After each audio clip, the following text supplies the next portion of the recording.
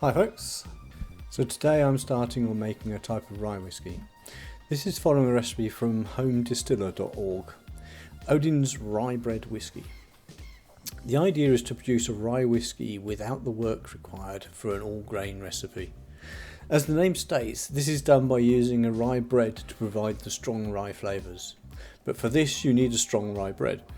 And what most bakeries produce is a light rye bread that contains a small percentage of rye flour. But the main ingredient is wheat flour. This is a point that is made clear in the forum to ensure that if you want a strong rye flavour, then you should be looking for a particular rye bread with a very high rye content. Reading through the forum posts, there are many comments about how strong the flavour is, and it might be not something that I would naturally go for. So I filed the recipe away and thought I might come back to it at a later time. A short while ago there was some light rye bread being sold at a reduced price from a local supermarket. It was labelled as a Southern American rye bread. The ingredients included flour, brown sugar, wheat bran, molasses powder, wholemeal flour, honey powder, sugar, wheat gluten, rye flour at 7.5%, vegetable oil and some soya flour. With a wide range of potential flavours and a small amount of the strong rye component, I thought it might be worth a try making some whiskey with it. The bread has a distinctly sweet taste and had a strong flavour compared to a normal wholemeal bread, but not so much that I disliked it, so I thought I'd give it a try. So here are the ingredients for this recipe for a 25 litre batch. 1 kilogram of rye bread, 5 kilograms of sugar and yeast. We start by boiling 6 litres of water, then break up the bread into the pot. Maybe I should use the bigger pot. Now press the bread down into the water and boil for 5 minutes. With a bigger pot you'd add the sugar at this point, so I'm going to pour this into the fermenter bucket and add the sugar there.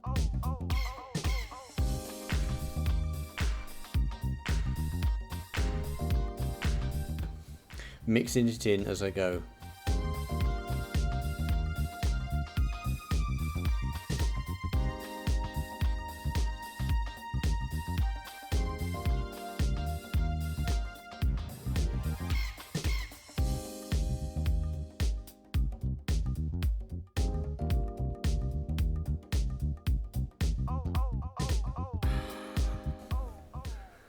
Now we add cold water to bring the volume up to 25 litres.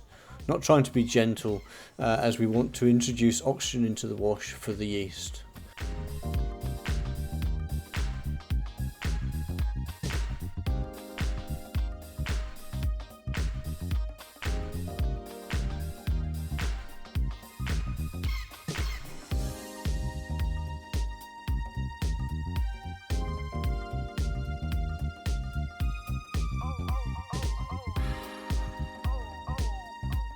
The wash ended at about 36 degrees C, so I placed the lid on it and waited for it to cool.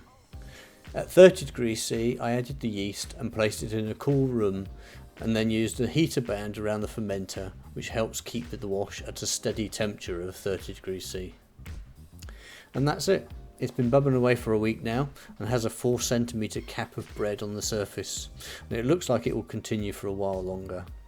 In a week or two I'll distill this batch and use some of the back set from the still to start the next batch. Like a sour mash, this mixing the back set into the next batch is intended to improve the flavour of each generation. I have enough bread for 2 more generations, and after distilling those batches I'll decide if I want to mix the generations together for aging or to keep them separate. See you next time folks, take care.